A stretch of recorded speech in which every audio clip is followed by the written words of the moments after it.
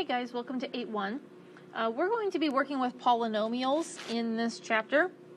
So before we start, we need to probably define what is a polynomial.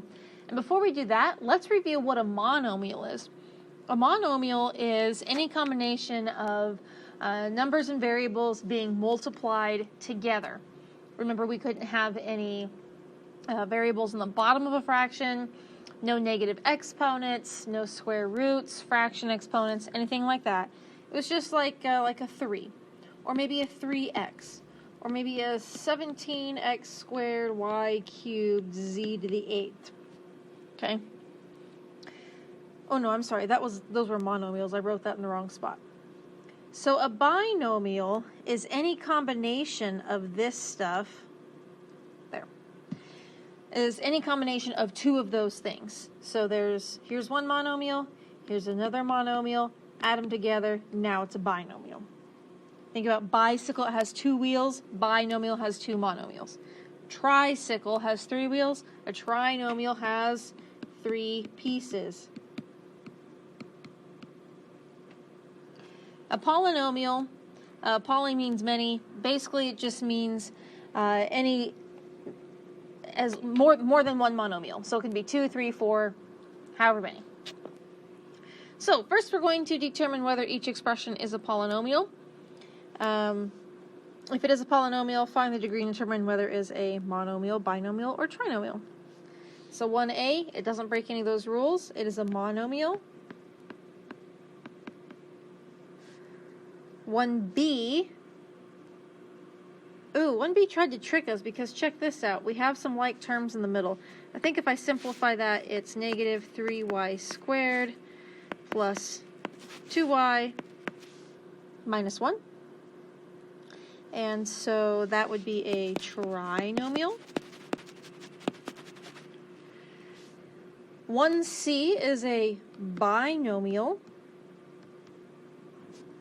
1d, it breaks a rule. Actually, it breaks 2 rules. No variables as exponents and no negative exponents. Those are 2 rules, so not a polynomial. And if it's not a polynomial, then it can't be a monomial, trinomial, binomial, any of that. Okay, so then we're going to talk about standard form. Polynomials are typically written with the biggest degree, the biggest exponent, on the left. So see how it's like 3, 2, it's not written on this one, but I know that it's actually secretly a 1, and then this one of course doesn't even have an x. That's our constant. Constants are written at the end. That is standard form. Biggest degree on the left, decreases in value as you go.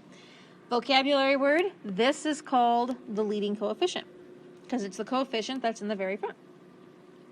So if I want to write these in standard form, I'm going to start with the 4x to the 4th, then probably the x squared, then the regular x, and last but not least, the coefficient.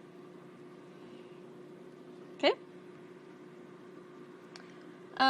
Last but not least, then we will be adding and subtracting polynomials. This is basically really fancy combining like terms. Okay? They're saying, this is one of my polynomials, this is the other polynomial, please add them together. Well, okay. The parentheses aren't really needed because addition doesn't matter what order you add in. So let's just combine like terms. It looks like I have 2x squareds. I have 3 x's. And what would that be? A positive 1.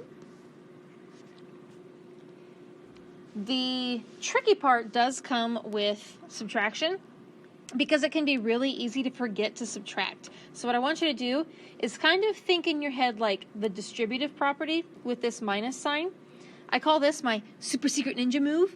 Of course, you heard that back in chapter 6, but I turn this into, instead of minus, it's like adding a negative 1 times the parentheses. And what that allows me to do is kind of distribute that negative inside.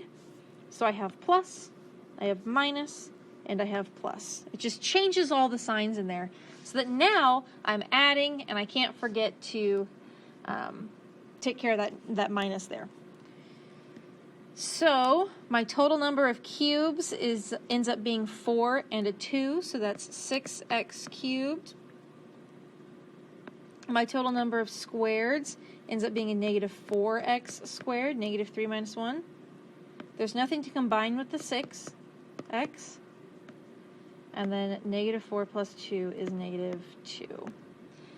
Before I've boxed these, of course I did it in order, but before I box these, I am making sure, is it in order? And it looks like yes it is. And same thing up here. Is it in order?